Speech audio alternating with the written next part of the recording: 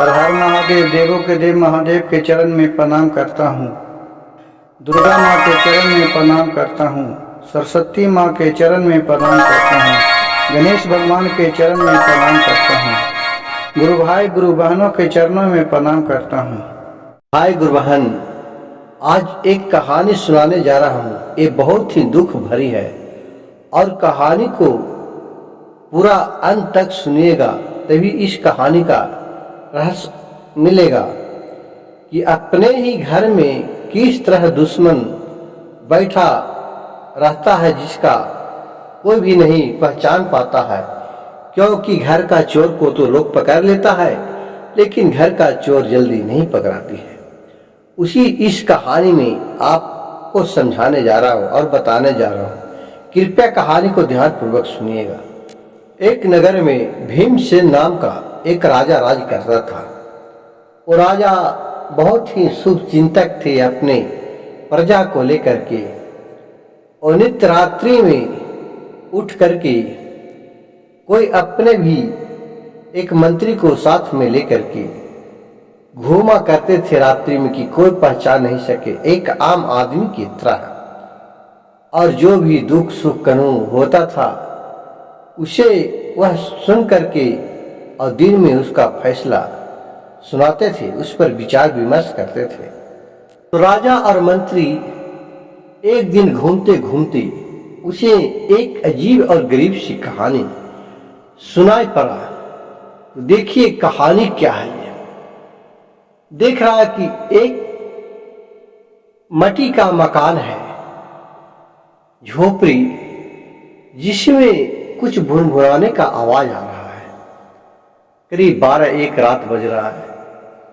वहां जाकर के ये मंत्री और राजा दोनों चुपचाप कान लगा के दरवाजे पर खड़ा होकर के सुनने लगा कि क्या अंदर किसी तरह का कोई घटना तो नहीं घटा है। तो सुनने लगा तो देख रहे हैं गुरु भाई गुरु बहन कि उसमें 3 बहन है। तीनों बहुत ही प्यारी है, तीनों अपने सगा बहन है। तो तीनों क्या बतिया रही है, तीनों शादी विवाह करने योग्य हो गया है। तो एक बतिया रहा है बड़ी वाली कि बोल रही है, और लोग तो बोल रहे हैं कि हमें तो शादी सोच रहे हैं कि राजा के जो खाना बनाने वाला है बावर्ची, उसके साथ हमारे शादी हो जाए तो बहुत अच्छा रहे, क्योंकि नित्य दिन उसे अच्छा अच्छा खाना बनवा करके मैं स्वादिष्ट खाना खाया करूंगा। तो दूसरे बोल रहे हैं कि हमें तो राजा के मंत्री के साथ अगर शादी हो जाए तो हमें कितना अच्छा रहे कि लोगों के भला बुरा का फैसला करते हैं जिसे मैं नित्य दिन सुन सकूं। तो तीसरे वाली जो छोटकी थी वो चुपचाप थी। ते दोनों बोले कि क्यों बहन, तू तो भी कुछ बताओ। कहे कि हम क्या बतावे, हम नहीं कुछ बोलेंगे। ये कुछ नहीं बोल रही थी। ये दोनों के कहने पर फिर छोटी वाली बोली, हमें तो राजा से ही शादी हो जाए तो ठीक रहे कि मैं ऐसा सुंदर बालक को जन्म दूं कि हंसे तो हीरा बसे, रोवे तो मोती बरसे। ये देख करके दोनों बहन ठठा करके हंसने लगी। कहा कि भला ऐसा होता है कि कोई बच्चा पैदा देगा तो हंसे तो हीरा बरसे, रोवे तो मोती बरसे। तो फिर छोटी वाली बहन बोली कि क्या ऐसा भी होता है कि तुम लोग सपना देखता रहते हैं एक झोपड़ी में और सपना देख रहा है महल का। इतना बात सुनकर के राजा वहां से चले आए। बिहान हुआ, ये तीनों को और जाने बात पे राजा ने मंत्री से कहा कि इस घर को चिन्हित कर लो, क्योंकि कल इस तीनों का भी मनोकामना पूरा करना है। और वहां से चले गए। बिहान हुआ, राज कचहरी लगा।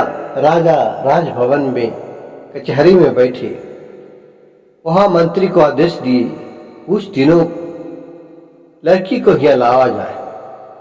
वहां से तीनों लड़की को वहां ले जाया गया।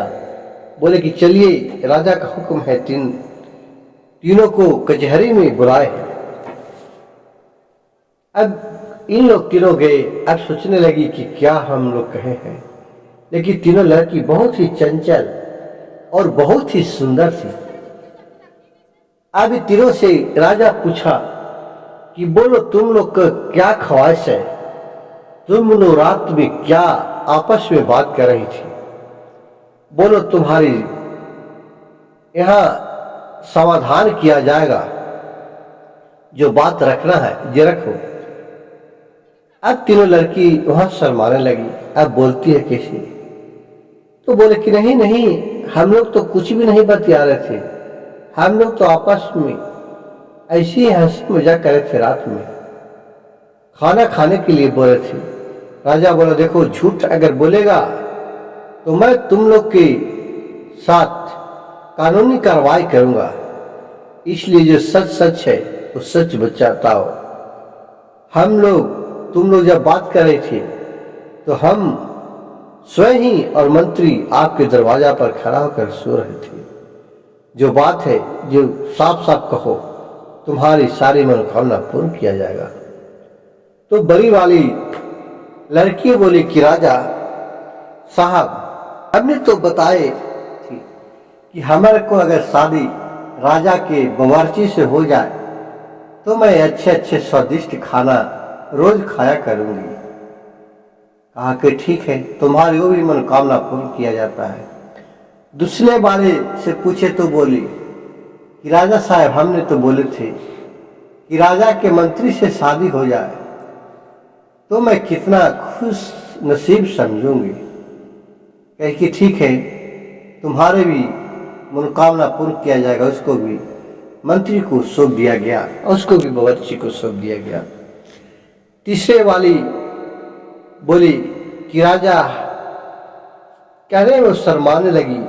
बोली कि हम तो सोचे कि राजा से ही शादी हो जाए तो हम रानी बन जाए और ऐसा सुंदर बालक को पैदा करे कि जो हंसे तो हीरा बरसे और रोवे तो मोती बरसे। कहा कि आपका भी ये सभी मनोकामना पूर्ण किया जाएगा, तुम्हारे सभी को अभी ही मनोकामना पूर्ण किया जाता है। राजा बोले कि शादी विवाह का प्रतिबंध करो। राजा का हुक्म, तुरंत ही शादी विवाह का वहां सजावट होने लगी और तीनों के साथ शादी हो गया। तो एक ही महल में रहने लगे। अगर अलग रूम था, राजभवन में रहने लगे। तीनों बहन दिन में बतियाते थे, अच्छे तरह रहते थे, रात में अपने अपने घर में चले जाते थे। तो गुरु भाई गुरु बहन देखिए, अब जो दोनों बहन थी बड़े वाली, वो दोनों सोचने लगे कि देखिए तो आज छोटी वाली बहन हम लोग के ऊपर महारानी बन के बैठी है और हम लोग भला एक नौकर को उसे शादी किया हूं, ये तो ठीक नहीं है। कुछ दिन रहा राजा के साथ तो इसको बच्चा होने के लिए ठहर गया। अब इस खुशी राजा को भी मिला, सब लोग बहुत खुश हुए, लेकिन ये दोनों बहन थी मन ही मन बहुत दुख हुई। अब देखिए, जब वहां इसका प्रसव होना चालू हुआ तो दोनों बहन अपने उसके पास गए और ये उसका बच्चा, बहुत सा सुंदर बच्चा लिया पैदा। तो क्या किया, किसी बच्चा को एक काट के बना के बस का और उसमें रख के दहा दिया और उसके साथ में एक कुत्ता का बना हुआ बच्चा ला करके रख दिया। और जो डगरी से बोला कि इसके बारे में तुम अगर किसी को कहेगा तो तुझे मैं जान मार दूंगा, हम लोग मिलके, और इसके बदले तुम्हें पैसा दूंगा। वो बेचारी डर के मारे नहीं कही और उसे पैसे नहीं मिला। इस सब बात फिर राजा को खुशी हुआ कि हुआ बच्चा। जब इसका होश आया छोटी वाली रानी के तो अपने बच्चा खोजने लगा तो बोला कि ये देखे ना, ये क्या देना है, कुत्ता के बच्चा हो मरल पैदा देना है। ये सब महल में फैल गया कि रानी तो कुत्ता के बच्चा पैदा दी है, वो मरा हुआ। ये सब सुनकर के राजा बहुत ही कष्ट हुआ उनका।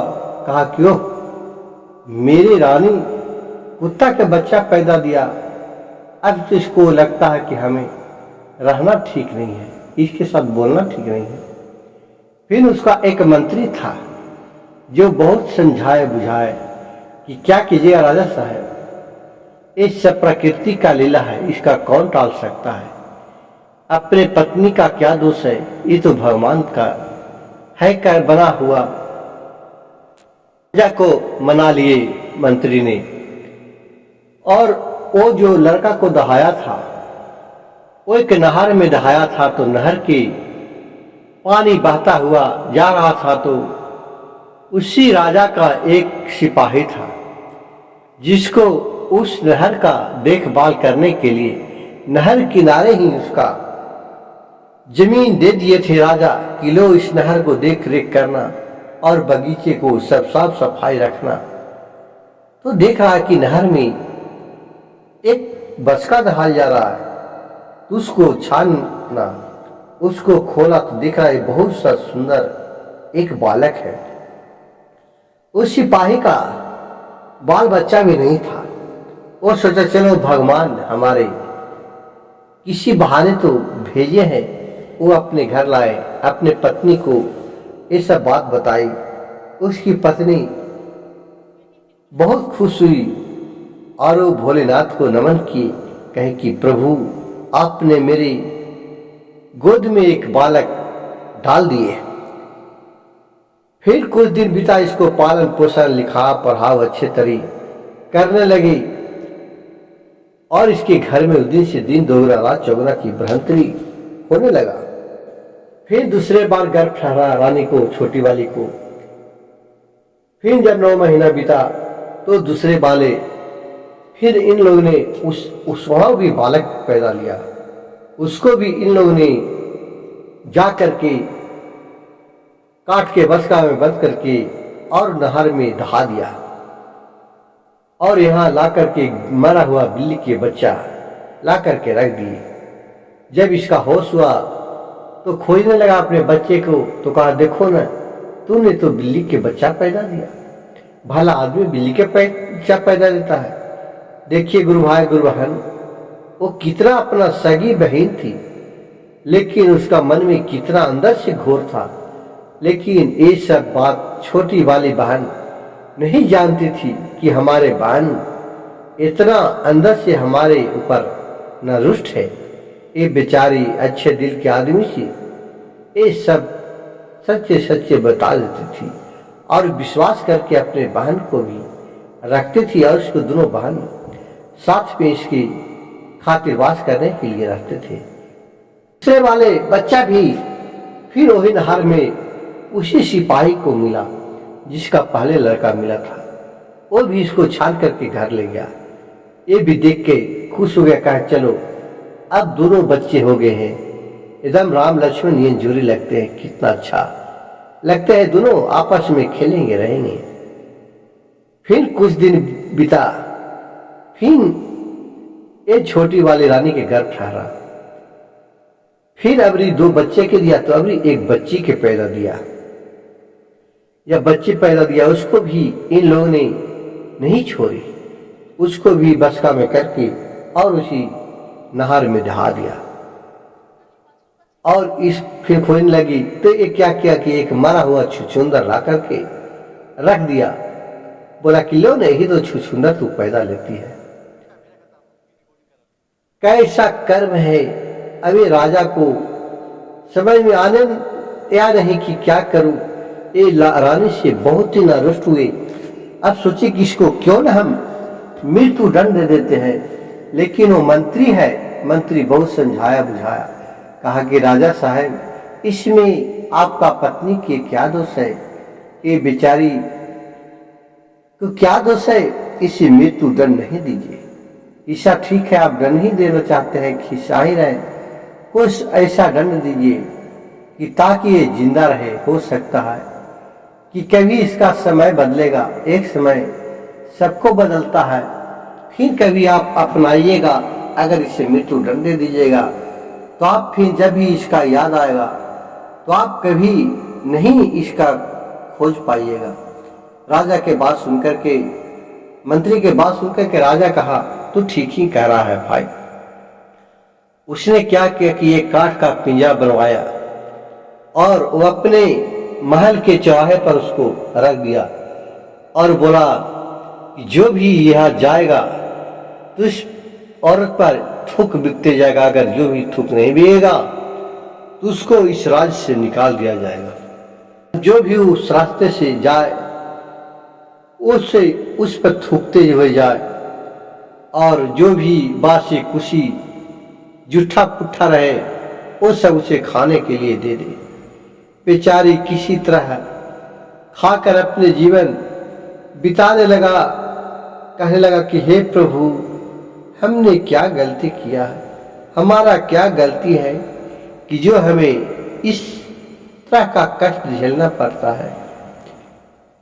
देखिए गुरु भाई गुरु बहन, कहा जाता है कि जब पाप का घरिया भर जाता है तो उसको कोई नहीं रोकता है, एक समय सच्चाई आवे ही करता है। अब एक भी लड़की थी जो दहाई जा रही थी, उसको भी वही राजा के सिपाही ने देखा और उसको भी छान लिया और उसे अपने घर लेकर के आया। अब वो तीनों रहने लगे अच्छे तरीके। ये दोनों लड़का भाई बहन तीनों बहुत ही सुंदर और सुशील, इतना लगे देखे तो देखते रह जाए। लड़का कुछ सियाना हो गए, 18-19 साल के हो गए। दोनों को सभी तरह का गुण सिखाया गया। इतना दिन तक राजा के सामना इससे कभी न हुआ। एक दिन राजा शिकार खेलने के लिए जंगल में गया। उसी वक्त ये दोनों भी शिकार खेलने के लिए जंगल में गया था। वो राजा का जंगल था, वहां केवल राजा ही शिकार खेलता था। दोनों पर उसका राजा का नजर आया, ये दोनों कौन लड़का है जो शिकार खेलने आया है।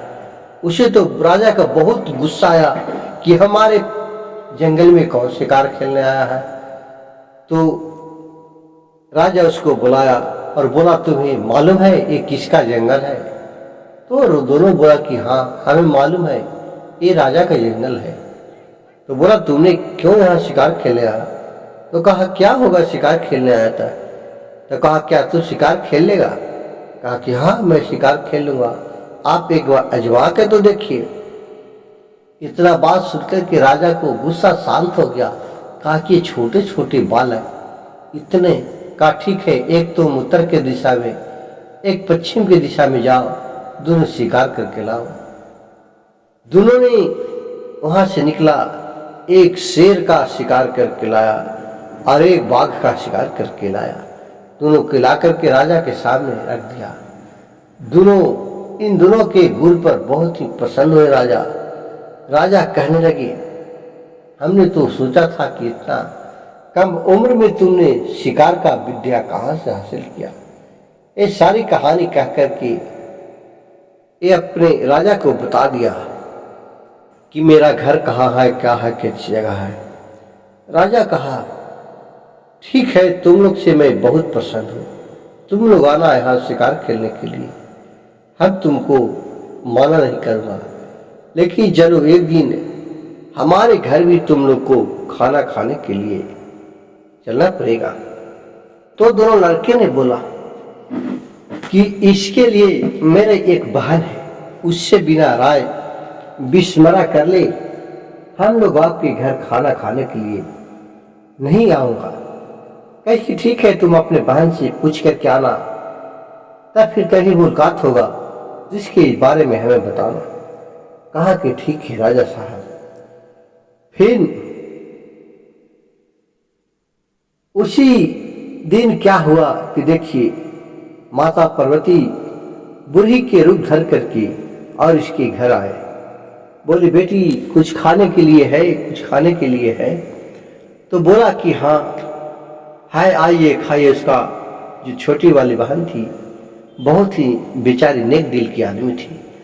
वो बूढ़ी को खियाए पियाए, अपने चारों पट्टी घुमाए, अपने बगीचे में ले गए। कहा कि बेटी बहुत अच्छा, बहुत सुंदर घर है तुम्हारा। कहा कि तो और इसी चीज में किसी चीज का कमी तो नहीं न है। दादी माँ बोले कि बेटी इसमें दो चीज का कमी है। कहा कि क्या चीज का कमी है बताइए, कम से कम मैं प्रयास तो करूंगी। लेकिन उसको ये पता नहीं था माँ के, बुरी माँ के, कि इतना साहसी लड़की है। वो बोले कि इसमें एक अनमोल तोता जिसको कमी है, एक बुलबुल जिसको कमी है, और एक गाना गाने वाली पेड़ को। कहा कि ये क्या है, एक कहाँ मिलेगा। तो बूढ़ी ने बताया कि यहाँ से 10 दिन जाने के बाद एक आदमी मिलेगा जो सुबह सुबह पहली बार मिलेगा, वही इसका रास्ता बताएगा। लेकिन रास्ता बहुत कठिन है, वहाँ जाना नामुमकिन है। इस लड़की ने बोली कि ये तो कितना भी नामुमकिन है, मैं तो उसे हासिल करके रहूँगा, मैं भी उसे अपने पास ला के रहूँगा। बोले कि उसका खूबी क्या है। बोले कि वो चिड़िया लाएगी तो उसका तोता का खूबी है कि जब बोलेगी तो वहाँ ढेर सारे तोता आ जाएंगे और सुर में सुर मिला करके ऐसा अच्छा तरी गाना गाने लगेंगे कि जो सुन करके मनमोहक हो जाएगा। और वो तोता आपको भविष्य के बारे में भी बताएंगे। और बुलबुल है वो कभी उससे पूरा उच्चा की तरह पानी फुफुकार उठते रहेगा। और तीसरा जो पेड़ है वो पेड़ से पेड़ जब टकराएगी तो अच्छा अच्छा सुंदर भजन गाना निकल करेगा जिससे आदमी को मन मोह लेगा। इतना बात सुनकर के वो लड़की कहा कि ठीक है माता, मैं इसका प्रयास करूंगा। और वो बहुत ही चिंता करने लगी। उधर से उसका भाई आया शिकार खेल करके, तो अपने बहन से सारी बात पूछी। उसकी बहन ने उस बुढ़िया के बताई हुई बात सारी बता दिया। तो भाई बोला कि ठीक है बहन, मैं यहाँ से जाता हूँ उसको लाने के लिए। बोला कि नहीं भैया छोड़ दीजिए, नहीं लाना है, मैं जाऊंगा लाने के लिए। कहा कि नहीं बहन, मैं तो जरूर जाऊंगा, आप सब सुन लिए हैं। तो हम जा करके उस सोना को तोता पिंजरा को मैं वापस लाता हूँ। कहे कि बहुत कठिन है भैया। कहा कितना कठिन है, मैं उसे ला कर रहूंगा। फिर कहा कि भैया वहाँ रास्ता कठिन है, हमें आज तो टेलीफोन भी नहीं है, मोबाइल भी नहीं है कि आपसे बात होगा। कुछ हमें ऐसा चीज दीजिए कि जिसे मैं देख करके संतोष करूंगा कि मैं आप ठीक है, सकुशल है। तो बोला लो बहन, वो अब तो एक तलवार दिया। कहा कि ये तलवार निकाल के रो देखना, जब मैं स्वस्थ रहूंगा, ठीक रहूंगा, तो तलवार भी ठीक रहेगा। जब इस तलवार में से खून का धार बहने लगेगा, बूंद चिपकने लगेगा, तो समझना कि मेरी रास्ता में मृत्यु हो गया है या मैं ठीक नहीं हूँ। कहा कि ठीक है। और उसने कह करके भाई तुरंत ही निकल गया। चलते चलते 10 दिन बाद पहुंचा तो देख रहा है कि एक वहाँ बाबा एक झोपड़ी के बाहर बैठा है। उसको इतना बाल दाढ़ी बढ़ा है कि वो पूरा बाबा है, जो पूरा उसी बाल दाढ़ी में लिप्त हुआ है। उसे जाकर बाबा से सोचा कि यही बाबा है। उन्हें दंड प्रणाम किया, वो खुश रहे कहे। फिर बोले कि बाबा आपने जो बताया है तो हमने नहीं सुना, आपका आज्ञा हो तो आपको बाल दाढ़ी काट दिया जाए, काट दे। बाबा सर हिलाए, काट दो। तो उसके बाल दाढ़ी काट दिया। कहा कि अभी इस जगह तो ऐनक नहीं है बाबा कि हम आपको ऐनक दिखा सकते थे कि आप कितना सुंदर लगते हैं। कहा कि इसका कोई बात नहीं है। बोलो क्या बात है? बोला कि यहाँ एक है तोता, लाल परी तोता, उसको ले जाना है बाबा। तो कहा कि बच्चे तुम घूम जाओ। तो लाल परी तोता को लेने के लिए बहुत से लोग आए हैं, लेकिन कोई भी वहां पहुंच नहीं पाए हैं। आए हैं लेकिन गए हैं नहीं। कहे बाबा हमें एक बार तो आप बताइए, मैं उसे लेकर के जाऊंगा। तो बोले कि बच्चे बहुत रास्ता कठिन है, नहीं मानता है तो ले जाओ। ये मैं एक गेंद देता हूँ, एक गेंद में यहाँ से रुकाऊंगा। जहाँ गेंद जा करके रुकेगा वह एक पहाड़ का खो है, उसी जगह रुकेगा। उस जगह तुम इस जो आपके पास घोड़ा है उसे बांध देना और वहां से आगे की ओर चले जाना। चलते जाना, पीछे से तुम्हें बहुत कुछ चाल करेगा, डराएगा, धमकाएगा, गाली देगा, गलौज देगा, लेकिन तुम घूर के कभी नहीं ताकना। अगर घूर के ताकेगा तो तुम भी वहां पत्थर बन जाएगा और तुम कुछ नहीं कर पाएगा। और जब तुम नहीं ताकेगा तो वह जा करके उस पिंजरा को उठा लेगा, तो तुम्हें सारी रास्ता बाकी वही बता देगा। कहीं ठीक है। और बाबा की बात सुन करके फिर वहां से चला गया। वहां रुकाया गेंद, जा करके देखा कि पहाड़ के खो के पास जाकर के गेंद रुक गया। वहां ये बांध दिए और फिर वहां से आगे जाने लगा। वहां से फिर सब चिल्लाने लगा जो पत्थर था, अरे नुष्ट, अरे खरुष, तू कहाँ जा रहा है? बहुत गंदे गंदे गाली देने लगा, बहुत तलाक देने लगा। गुस्सा में आकर के तलवार महल से निकाला और पीछे में मुड़ के देखा तो दिख रहा कि कोई नहीं, क्योंकि दादा बाबा के बात भुला गया था। और वहां पत्थर हो गया। यहाँ पत्थर हुआ तो वहां उस लड़की का म्यान से दिली तलवार निकाल के देखता था, दिख रहा कि खून टपक रहा है। अब वो खूब रोने लगी और कहने लगी कि हमने क्या, हमारे भाई का जीवन नहीं है। ये सब देख करके छोटा वाला भाई था जो फिर आया, कहा क्या हुआ बहन? कहा कि मेरी भैया देखो अभी दुनिया में नहीं है, ये देख करके गए थे। कहा रुको बहन, मैं जाता हूँ, मैं आपको ला कर देता हूँ। कहा नहीं नहीं भाई, तुम नहीं जाओ, एक तो गया है, जो नहीं आया है तुम भी चल जाएगा, तो हम क्या करूँगा? कहा नहीं बहन, मैं अभी लेकर आता हूँ। वो भी भाई वहाँ गया, वही दादा बाबा के पास पहुँचा। वो सारी रात बताए और फिर भी वो भी उसी तरह गया। वहाँ रास्ते में जीते जीते उसको भी आवाज मिला, वो भी पीछे देखा, वो भी पत्थर हो गया।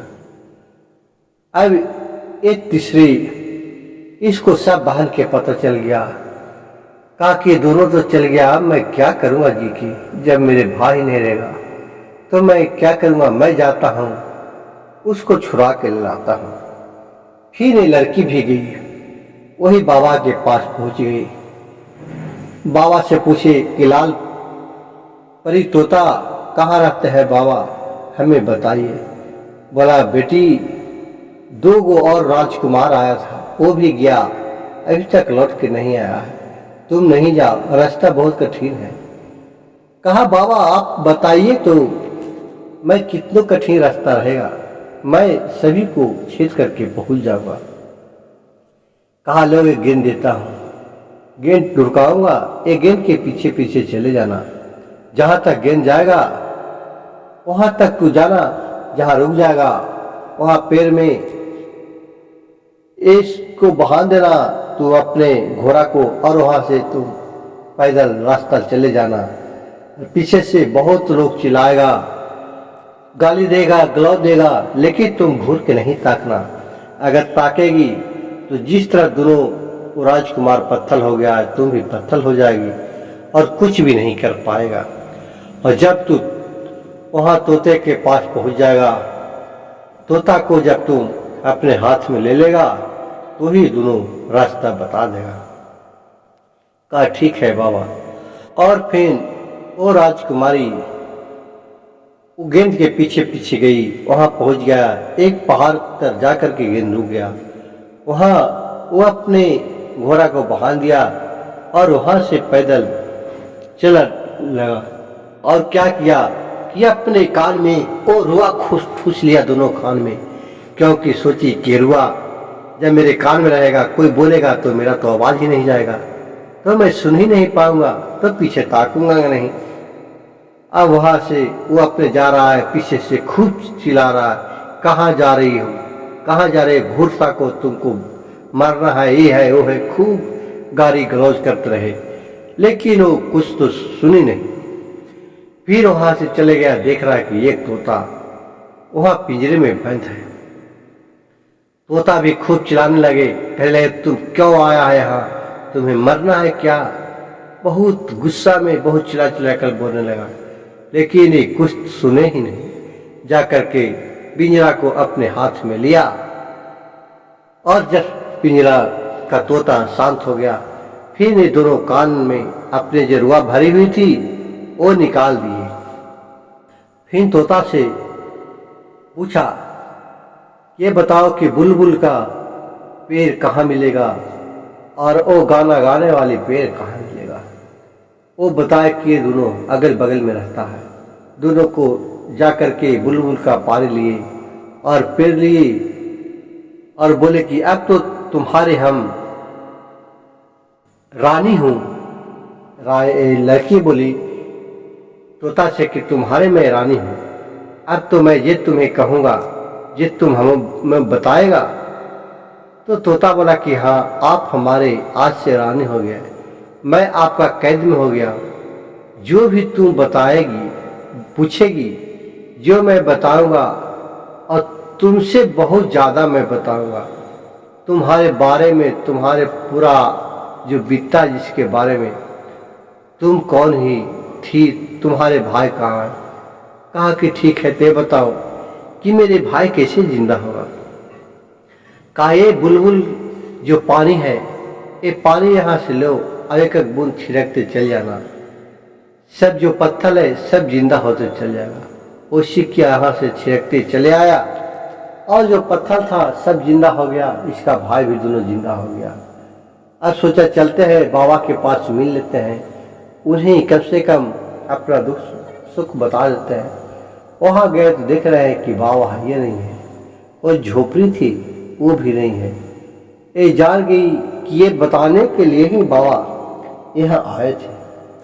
फिर वहाँ से अपने घर आए, फिर पूछे इसको पिंजरा से, तोता से कि क्या हमारे भाई को राजा खाने के लिए आश्वासन दिया है, वहाँ जाना चाहिए कि नहीं।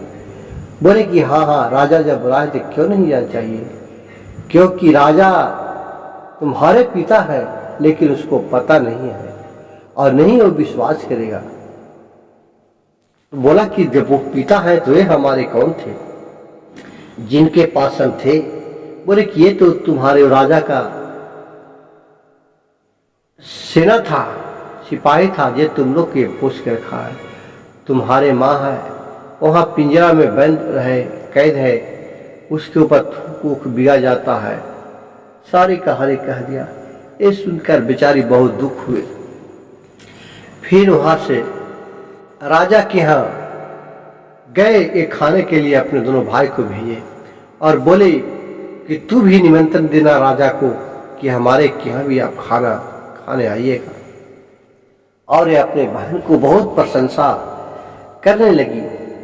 फिर राजा मिले, राजा के यहाँ खाना खाने के लिए दोनों बालक गए, खाना खाए। उसको राजा बहुत खातिरबाज किया, जिस तरह से अपने लग रहा कुछ भुलाया हुआ चीज मिल गया, उसी तरह उसे दोनों बालक को खातिरबाज करे।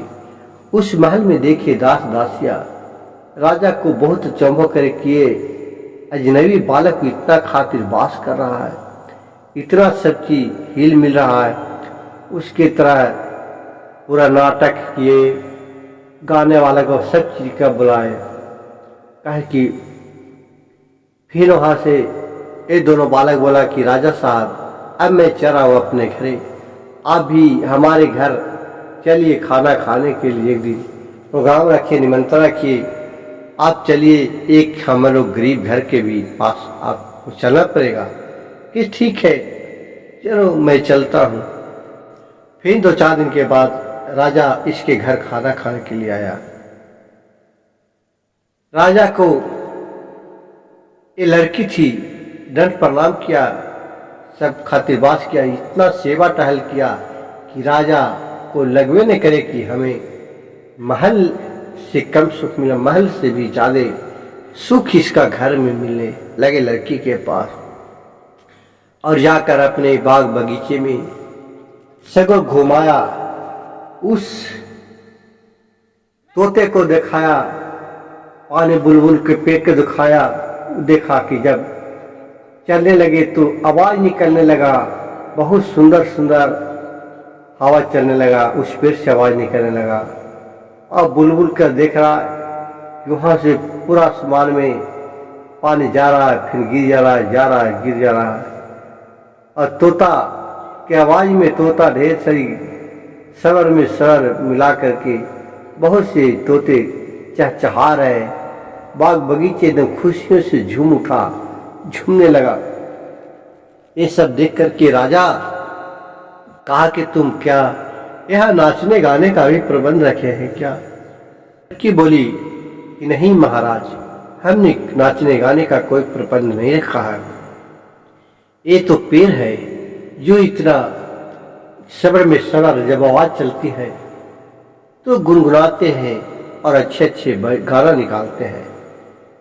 फिर राजा खाने के लिए बैठाया गया, उस जगह पर पिंजरा लाने के लिए रख दिया गया। और वो जो थे ये बोले कि खीर में जब तू बनाना बेटी खीर, तो राजा के खीर के ऊपर पूरा मोती को रख देना सजा के चारों पट्टी। तो ये सब राजा खाया, फिर खीर परोसी, खीर के ऊपर मोती रखी थी। राजा बोली कि बेटी ये मोती क्यों रखा है? तो पिंजरा से ये तोता था जो बोला, राजा साहब कहूँ आदमी है, वो राजा के जो बीता हुआ बात था वो हाँ तोता पूरा कहने लगा। राजा कहा कि ये सब बात इस तोता को कैसे मालूम हुआ? तो बोला राजा कि तुम्हें ये सब बात कैसे मालूम है कि एक राजा 3 बहन से शादी करवाया था, एक बहन से अपने किया, उसका बेटा और बच्चे हुए, जो बिल्ली का बच्चा, कुत्ता का बच्चा, छुछुंदर पैदा लिया। ये सब तुम्हें कैसे मालूम है? और फिर तोता राजा को सारी बात बता दिया। राजा ने तीनों को अपने गले से लपेट लिया और तीनों को अपने महल में ले गया और इसकी मां को कैद पिंजरे से रिहा करवाया, लाया, नहाया धोहाया और अच्छे तरीके उसको रखा। और इस दोनों बहन को तुरंत बुलवाया और दोनों से पूछा, बोला कि तुम लोग सही सही बात बताओ, जो लड़की मेरी औरत के पास कुत्ता के बच्चा और बिल्ली के बच्चा और छुछुंदर था, वो तुम लोग ने ही ला के दिया था, इसका बच्चा को तुमने बहा दिया था, ये सच है कि नहीं है? ये दोनों बहन सोचे कि हाँ ये तो सच है, वो डर से गच लिए सारी सच्चाई। फिर ये दोनों को उसी तरह का दंड दिया, दोनों को ले जाके चौराहे पर पिंजरे में बंद करवा दिया और सभी को बोला कि जो भी जाए इस पर थूकते जाए। फिर अच्छे तरीके सब रहने लगे, गुरु भाई गुरु बहन।